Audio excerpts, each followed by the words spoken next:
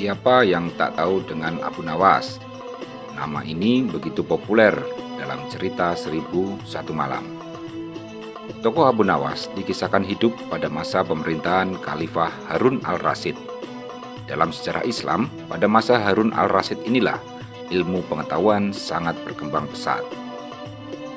Tak hanya melahirkan banyak ilmuwan besar, pada masa ini juga muncul nama-nama pujangga dan penyair dengan karyanya yang begitu populer hingga saat ini.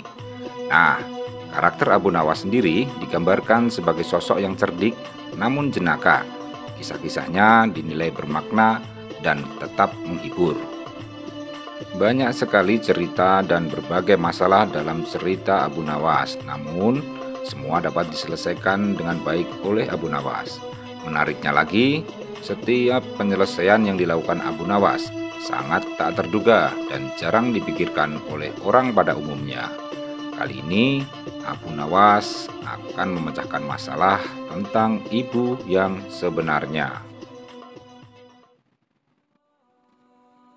Pada suatu hari, hakim pengadilan dibuat bingung oleh dua orang ibu yang memperebutkan seorang bayi.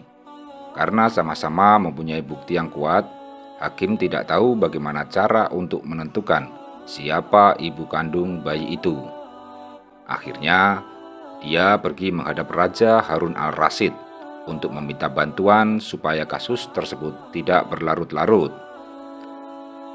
Raja kemudian turun tangan untuk menyelesaikan masalah tersebut. Namun, dia malah dibuat putus asa karenanya. Kedua wanita itu sama-sama keras kepala dan tetap menginginkan bayi itu. Kemudian, Raja memanggil Abu Nawas ke istana. Setelah mengetahui duduk permasalahannya, dia mencari cara agar nasib bayi itu tidak terlunta-lunta dan bisa bersama lagi dengan ibu kandungnya. Keesokan harinya, Abu Nawas pergi ke pengadilan dengan membawa serta seorang algojo.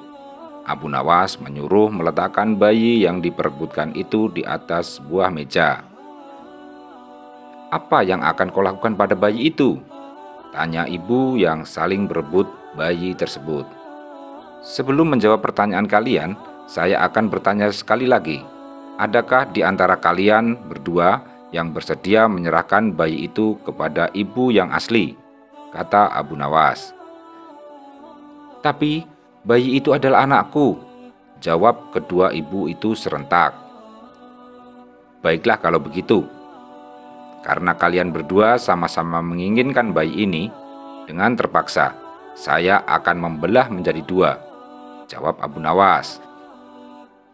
Mendengar jawaban tersebut, perempuan pertama sangat bahagia dan langsung menyetujui usulan tersebut. Sementara itu, perempuan yang kedua menangis histeris dan memohon agar Abu Nawas tidak lagi melakukan hal tersebut. "Tolong, jangan belah bayi itu. Serahkan saja pada wanita itu. Aku rela asalkan dia tetap hidup," isaknya. Puaslah Abu Nawas ketika mendengar jawaban itu. Akhirnya dia tahu siapa ibu dari bayi itu. Lalu dia menyerahkan sang bayi kepada perempuan kedua yang merupakan ibu kandungnya. Setelah itu, Abu meminta agar pengadilan menghukum wanita yang pertama sesuai dengan kejahatannya. Hal ini dikarenakan tidak ada seorang ibu yang tega melihat anaknya dibunuh, apalagi di hadapannya sendiri. Akhirnya masalah pun selesai. Si bayi dapat bersatu dengan ibu kandungnya kembali. Abu Nawas dan rumah sempit. Pada suatu hari, seorang lelaki datang ke rumah Abu Nawas. Lelaki itu hendak mengeluh kepadanya mengenai masalah yang sedang dihadapi. Dia sedih karena rumahnya terasa sempit dan ditinggali banyak orang. "Abu Nawas, aku memiliki seorang istri dan 8 anak. Tapi rumahku begitu sempit. Setiap hari mereka mengeluh dan tak nyaman tinggal di rumah. Kami ingin pindah dari rumah tersebut, tapi kami tak mempunyai uang. Tolonglah, katakan padaku, apa yang harus aku lakukan?" kata laki-laki itu. Mendengar hal itu, Abu Nawas berpikir sejenak. Tak berapa lama, sebuah ide terlintas di kepalanya. "Kamu mempunyai kambing di rumah?" tanya Abu Nawas kepadanya. "Aku tak menaiki kambing, jadi aku tak memilikinya," jawabnya. Setelah mendengar jawabannya, dia meminta lelaki tersebut untuk membeli sebuah kambing dan menyuruhnya untuk menaruh di rumahnya. Pria itu kemudian menuruti usul Abu Nawas dan kemudian pergi membeli seekor kambing. Keesokan harinya ia datang ke rumah Abu Nawas. "Bagaimana ini? Setelah aku mengikuti usulmu, nyatanya rumahku menjadi tambah sempit dan berantakan," keluhnya. "Kalau begitu, cobalah beli 2 ekor kambing lagi dan peliharalah di dalam rumahmu," jawab Abu Nawas.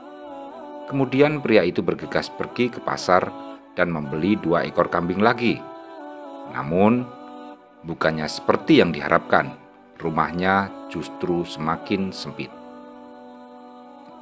Dengan perasaan jengkel, dia pergi ke rumah Abu Nawas untuk mengadukan yang ketiga kalinya. Dia menceritakan semua yang terjadi, termasuk mengenai istrinya yang sering marah-marah karena domba tersebut. Akhirnya, Abu Nawas menyarankan untuk menjual semua kambing yang dimilikinya. Keesokan harinya, kedua orang tersebut bertemu kembali. Abu Nawas bertanya, "Bagaimana keadaan rumahmu sekarang? Apakah sudah lega?" "Setelah menjual domba-domba tersebut, rumahku sekarang menjadi nyaman untuk ditinggali. Istriku sekarang tidak marah-marah lagi,"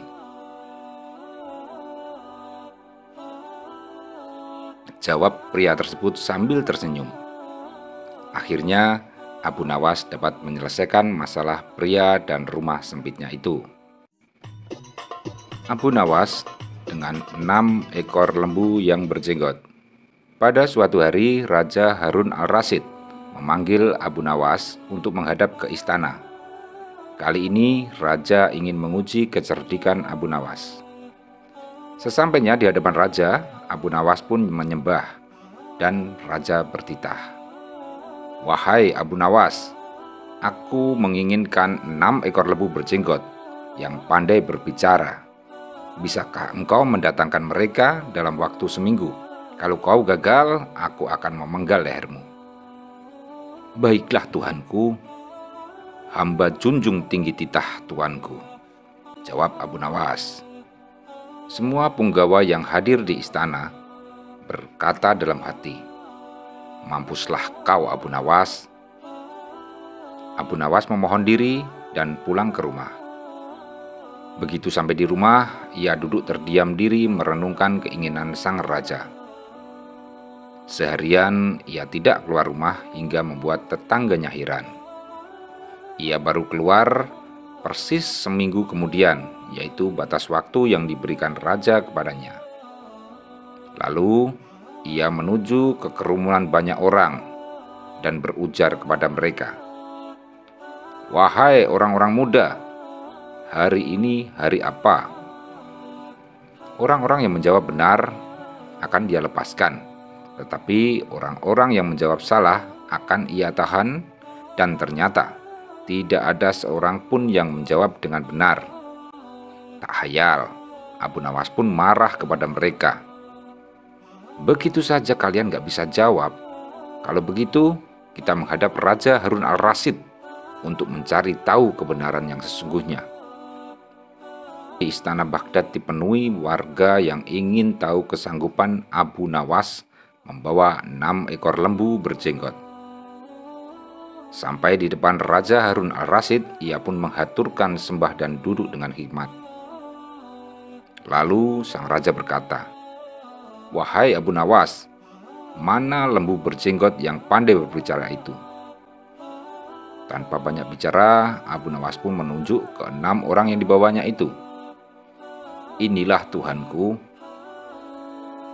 "Wahai Abu Nawas, apa yang kau tunjukkan padaku itu?"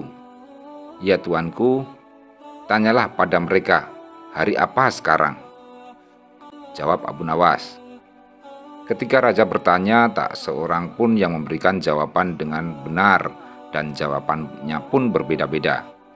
Maka berujarlah Abu Nawas, "Jika mereka manusia, tentunya mereka tahu hari apa.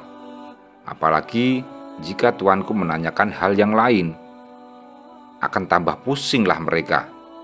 Manusia atau hewankah ini?" "Inilah lembu berjenggot yang pandai berbicara itu, tuanku." Raja heran melihat Abu Nawas pandai melepaskan diri dari ancaman hukuman. Raja pun memberikan hadiah 5.000 dinar kepada Abu Nawas. Abu Nawas menangkap angin.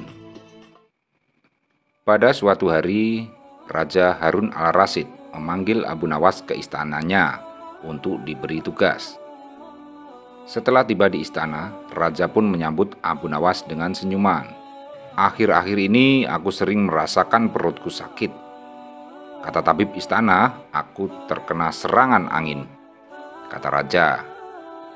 Abu Nawas sedikit keheranan lalu bertanya, "Ampun Baginda, kiranya apa yang bisa hamba lakukan untuk yang mulia?" "Tangkap dan penjarakanlah angin itu untukku," perintahnya. Abu Nawas diam sejenak. "Aku beri kau waktu 3 hari untuk menyelesaikan perintah ini," tambah sang raja. Abu Nawas kemudian pulang dan membawa pekerjaan dari Raja Harun al-Rasyid.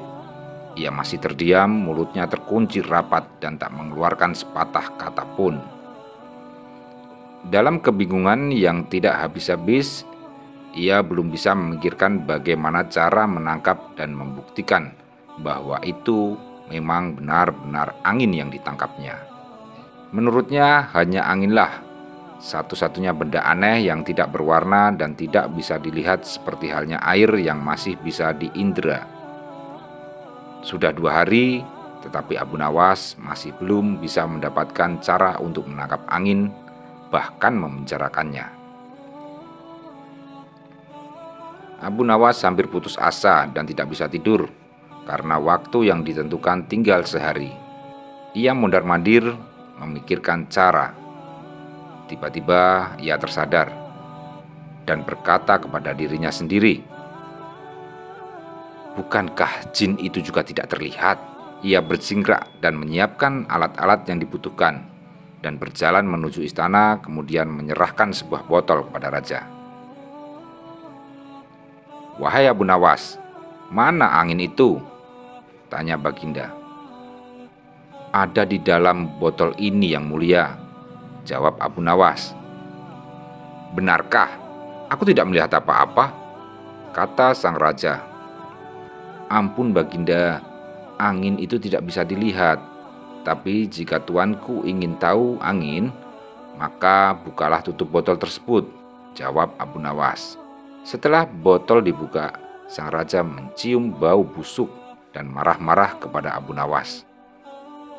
"Bau apa ini Abu Nawas?" "Ampun Baginda, tadi hamba buang angin, lalu hamba masukkan ke dalam botol tersebut. Karena takut angin yang hamba masukkan itu keluar, maka hamba memenjarakannya dengan menyumbat tutup botol dan menutupnya," kata Abu Nawas dengan sangat ketakutan. Tetapi raja tidak marah, karena apa yang dikatakan Abu Nawas memang masuk akal. Dan begitulah ia selamat dan sang raja pun memberikan hadiah. Abu Nawas dan susu pemalu. Suatu hari, Raja Harun al-Rasyid berjalan-jalan di pasar. Tiba-tiba ia memergoki Abu Nawas yang tengah memegang botol berisi anggur. Raja pun menegur sang penyair. "Wahai Abu Nawas, apa yang tengah engkau pegang itu?" Dengan gugup Abu Nawas menjawab, "Ini susu Baginda." "Bagaimana mungkin air susu berwarna merah? Biasanya kan susu berwarna putih bersih," kata raja keheranan sambil mengambil botol yang dipegang Abu Nawas. "Betul Baginda, semula air susu itu memang berwarna putih bersih. Tapi saat melihat Baginda yang gagah rupawan, ia tersipu malu dan merah merona. Mendengar jawaban Abu Nawas, Baginda pun tertawa dan meninggalkannya sambil geleng-geleng kepala.